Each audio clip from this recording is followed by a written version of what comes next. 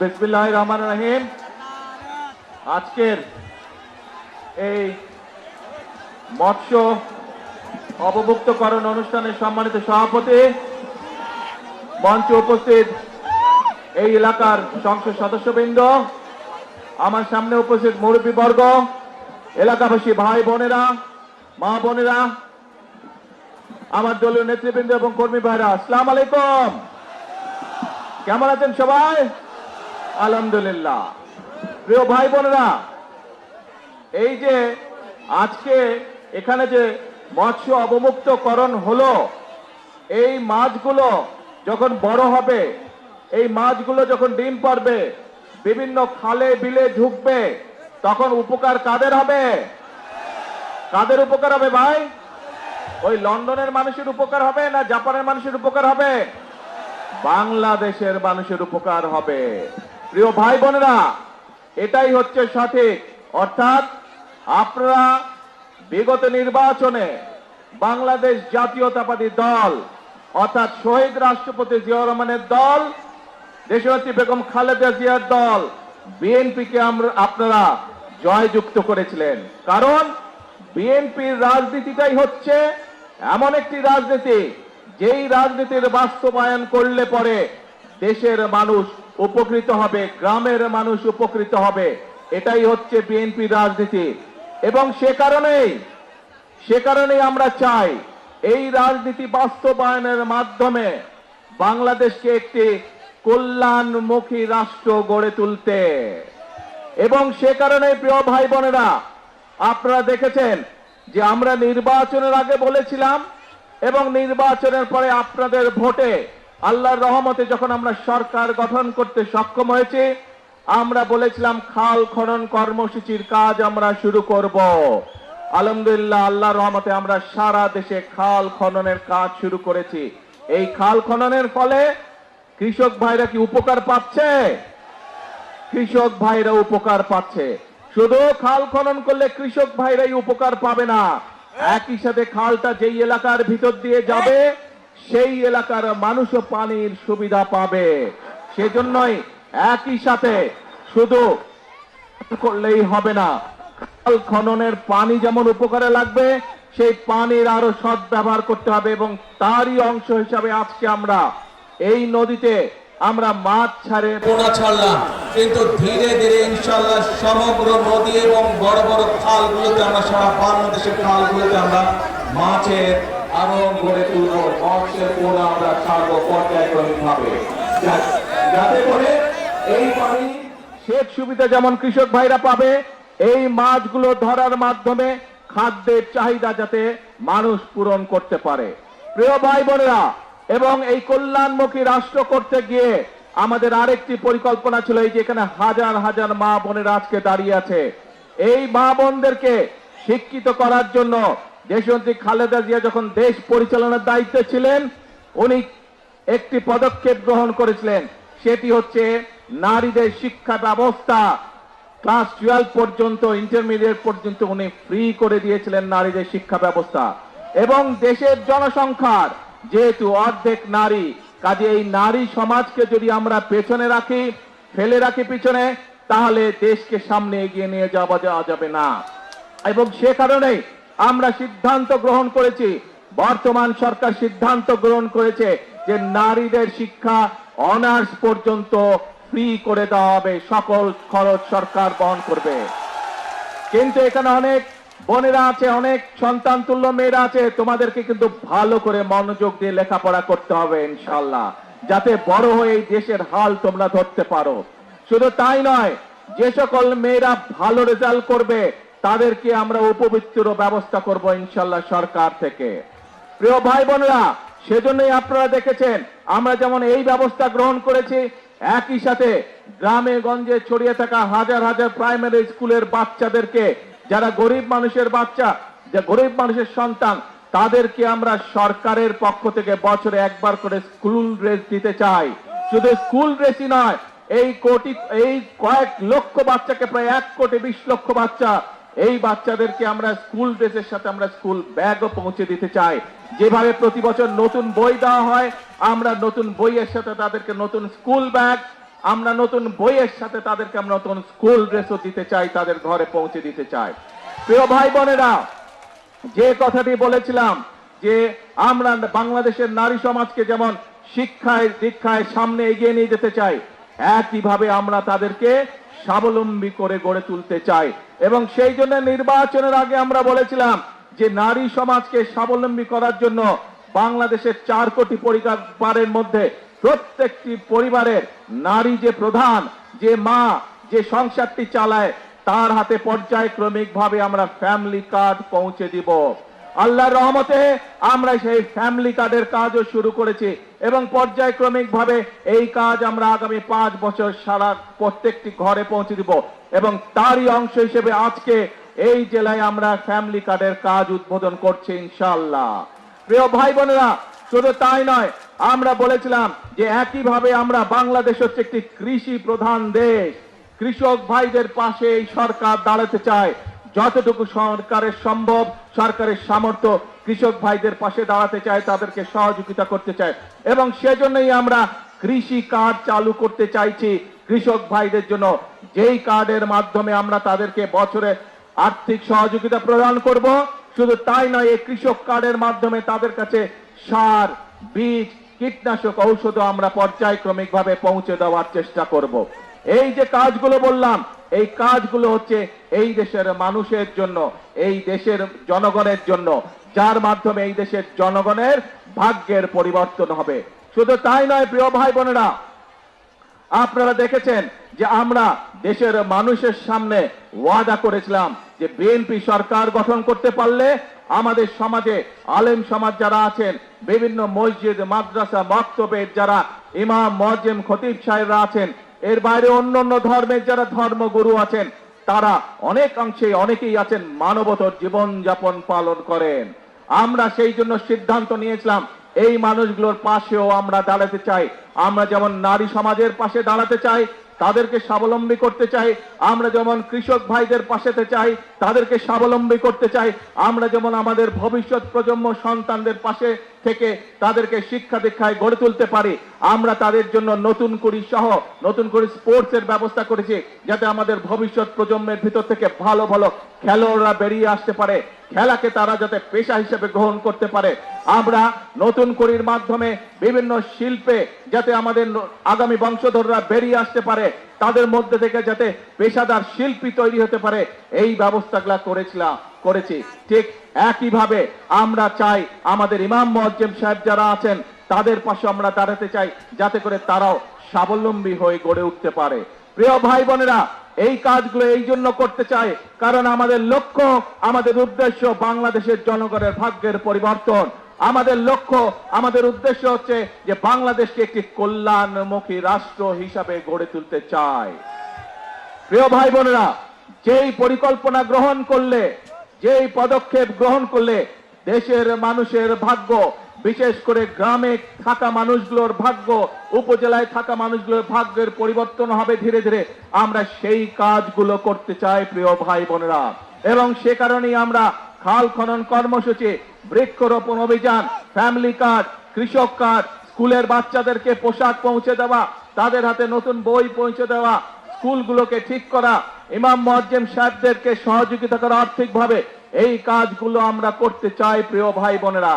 কিন্তু প্রিয় ভাই বোনেরা, অতীতে যেমন দেখেছে বিএনপি বাংলাদেশ জাতীয়তাবাদী দলকে বাংলাদেশের জনগণ যতবার দেশ পরিচালনার সুযোগ করে দিয়েছে, দেশের দায়িত্ব যতবার অর্পণ করেছে, আমরা দেখেছি কিছু সংখ্যক রাজনৈতিক দল বিশৃঙ্খলা তৈরি করেছে।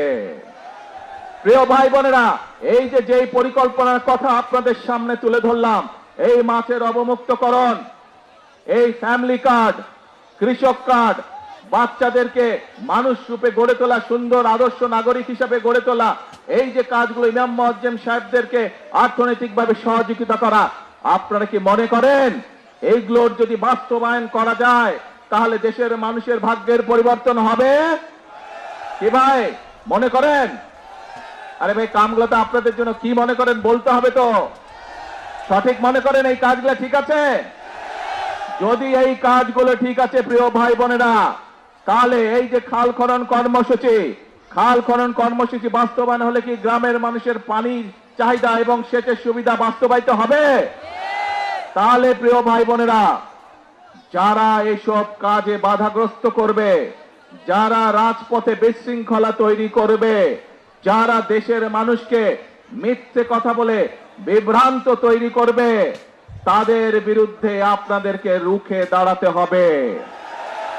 আমরা জানি, আমরা দেখেছি, আমরা দেখছি এখনো যে স্বৈরাচার এই দেশ থেকে পালিয়ে গিয়েছে, যারা বাংলাদেশের মানুষের কথা বলার অধিকারকে গলা টিপে মারতে চেয়েছিল, যারা বাংলাদেশের রাজনৈতিক অধিকার, মানুষের রাজনৈতিক অধিকারকে কেড়ে নিতে চেয়েছিল, যারা বাংলাদেশের মানুষের ভাগ্যের পরিবর্তনকে স্টপ করে দিতে চেয়েছিল, তাদের বিরুদ্ধে এই বাংলাদেশের মানুষ রুখে দাঁড়িয়েছিল এবং তাদেরকে এই দেশ থেকে তারা বিতাড়িত করে দিয়েছে। এখন প্রিয় ভাই বোনেরা, এখন সময় হচ্ছে কাজ করার, এখন সময় হচ্ছে দেশকে সামনের দিকে এগিয়ে নিয়ে যাওয়ার। কাজেই দেশকে যদি আমরা সামনে এগিয়ে নিয়ে যেতে না পারি, তাহলে এই দেশের মানুষকে কষ্ট করে থাকতে হবে। আমরা দেখেছি বিগত দিনে কিভাবে এই দেশের মানুষের অর্থ সম্পদ লুটপাট করে বিদেশে পাচার করে দেওয়া হয়েছিল। সেই পাচারকারীদেরকে এই দেশের মানুষ বিতাড়িত করে দিয়েছে এই দেশ থেকে। এখন সেই জন্য সময় হচ্ছে আমাদেরকে সকলকে হাতে হাত রেখে কাজ শুরু করতে হবে। কোন সেই কাজ? রাষ্ট্র মেরামতের কাজ শুরু করতে হবে। আমাদেরকে একসাথে হাতে হাত রেখে কাজ শুরু করতে হবে। কোন সেই কাজ? দেশ পুনর্গঠনের কাজ আমাদেরকে করতে হবে প্রিয় ভাই বোনেরা। কারণ এই দেশের মালিক হচ্ছে বাংলাদেশের জনগণ। এই দেশকে যদি গড়ে তুলতে হয়, তাহলে বাংলাদেশের জনগণেরই সামনে এগিয়ে আসতে হবে। এই দেশের মানুষের গণতান্ত্রিক অধিকারকে যদি সমুন্নত রাখতে হয়, তাহলে বাংলাদেশের জনগণকে যেই ছাত্র জনতা 24-এর 5ই আগস্ট রাজপথে নেমে এসে স্বৈরাচারকে বিতাড়িত করেছিল, সেই জনগণকে সতর্ক থাকতে হবে।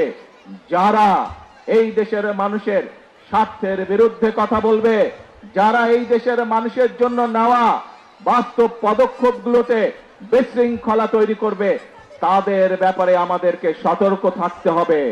প্রিয় ভাই বোনেরা, আমরা জানি একদিনে সকল সমস্যার সমাধান হবে না। যেভাবে স্বৈরাচার এই দেশের অর্থনীতি বলেন, এই দেশের পররাষ্ট্রনীতি বলেন, এই দেশের শিক্ষা ব্যবস্থা বলেন, এই দেশের স্বাস্থ্য ব্যবস্থা বলেন, প্রত্যেকটি ব্যবস্থাকে ধ্বংসপ্রাপ্ত করে দিয়ে গেছিল। সেই আমরা সরকার গঠন করার পরে দেশের সকল অবস্থাকে আমরা ধ্বংসপ্রাপ্ত পেয়েছি।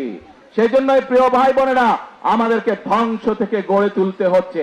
এই যে এমপি সাহেব একটু আগে এখানে ব্রিজ এবং রাস্তার কথা বলে গেলেন, যদি দেশে উন্নয়নই হতো, তাহলে এই কাজগুলো এত বছরেও হলো না কেন?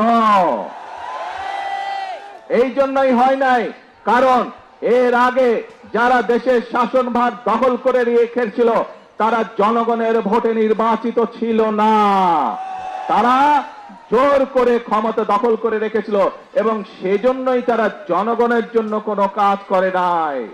আমরা দেখেছি, আমি জানি সমগ্র দেশের মানুষ, বিভিন্ন শুধু ঢাকা শহর না, ঢাকা শহর সহ বাংলাদেশের সকল মানুষ, সকল জেলা উপজেলার বহু মানুষ বিদ্যুতের কষ্ট ভোগ করছেন এই মুহূর্তে। কিন্তু এই যে বিদ্যুতের সমস্যা, এই সমস্যা যে স্বৈরাচারকে এই দেশের মানুষ বিতাড়িত করেছে, তাদের আনপ্ল্যান, অপরিকল্পিত পরিকল্পনার জন্য, অপরিকল্পিত বিভিন্ন পদক্ষেপের জন্য আজকে বিদ্যুৎ এবং জ্বালানির এই অবস্থা। প্রিয় ভাই বোনেরা, আপনারা যেহেতু বিএনপিকে নির্বাচিত করেছেন, বিএনপি দেশের মানুষের দল, বিএনপি এদেশের স্বার্থেই কাজ করবে, বিএনপি এদেশের মানুষের স্বার্থে কাজ করবে। আজকে এখানে দাঁড়িয়ে আপনাদের সামনে আমি বলতে চাই, এই আগামী 27 তারিখে আবার জাতীয় সংসদের অধিবেশন শুরু হবে। সেই জাতীয় সংসদ অধিবেশনে আপনাদের দল, আপনাদের সরকার দেশের মানুষের সামনে জাতীয় সংসদের মধ্যে উপস্থাপন করবে কিভাবে আমরা ইনশাআল্লাহ আগামী 10 বছর এই দেশের বিদ্যুৎ সমস্যার সমাধান করব। সেই পরিকল্পনা আমরা দেশের জনগণের সামনে উপস্থাপন করব পবিত্র জাতীয় সংসদে। প্রিয় ভাই বোনেরা, আজ বিদ্যুতের সমস্যা নিয়ে এই যখন সমস্যা, এই যখন সংকট, যে কোনো সংকট যদি মোকাবেলা করতে হয়, ধৈর্য ধারণ করতে হবে আমাদেরকে। যে কোনো সংকট যদি মোকাবেলা করতে হয়, ঠান্ডা মাথায় পরিকল্পনা গ্রহণ করে ধীরে ধীরে সংকটের মোকাবেলা করতে হবে।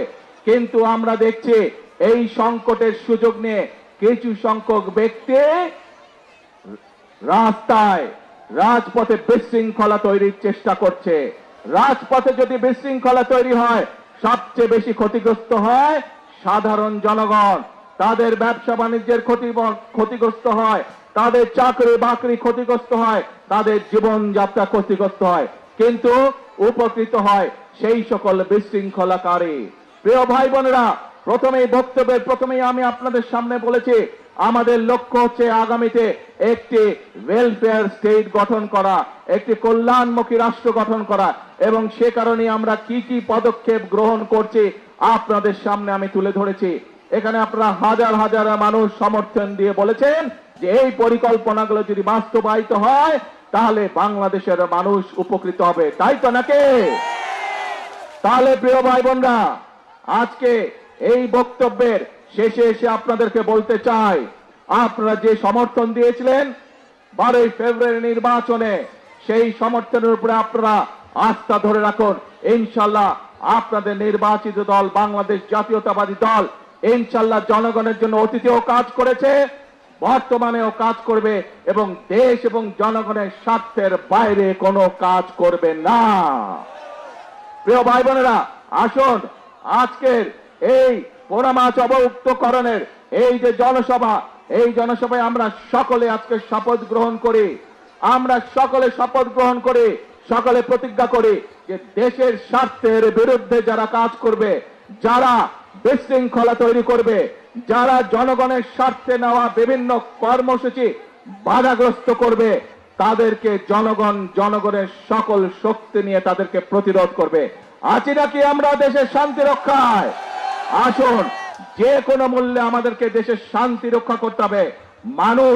দেশের মানুষ এখন দেশের শান্তি চায়, দেশের মানুষ এখন শৃঙ্খলা চায়, আইনের শাসন চায়, দেশের মানুষ কর্মসংস্থান চায়, দেশের মানুষ তার সন্তানদের জন্য শিক্ষা চায়, দেশের মানুষ তার পরিবারের জন্য স্বাস্থ্য ব্যবস্থা চায়। এই কাজগুলো যদি করতে হয় আমাদেরকে তাহলে ধৈর্য সহকারে অবস্থা নিতে হবে, ধৈর্য সহকারে আমাদেরকে সময়ের জন্য ধীরে ধীরে সময়কে সুযোগ দিতে হবে, এবং একই সাথে আমাদেরকে সতর্ক থাকতে হবে। যারা বিশৃঙ্খলা তৈরি করছে তাদের ব্যাপারে আমাদেরকে সতর্ক থাকতে হবে। আছেন নাকি আপনারা আমার সাথে? ইনশাআল্লাহ প্রিয় ভাই বোনেরা, আজকে এই পর্যন্ত বক্তব্য রেখে আমি আমার বক্তব্য শেষ করছি।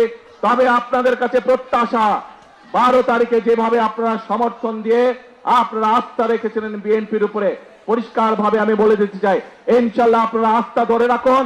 বিএনপি আপনাদের সাথে ছিল, বিএনপি বাংলাদেশের জনগণের পাশে আছে, বিএনপি বাংলাদেশের জনগণের সাথে আছে, বিএনপি বাংলাদেশের জনগণের জন্যই কাজ করবে যতদিন বিএনপি টিকে থাকবে ইনশাআল্লাহ। আল্লাহ হাফেজ। বাংলাদেশ জিন্দাবাদ, বাংলাদেশ জাতীয়তাবাদী দল জিন্দাবাদ।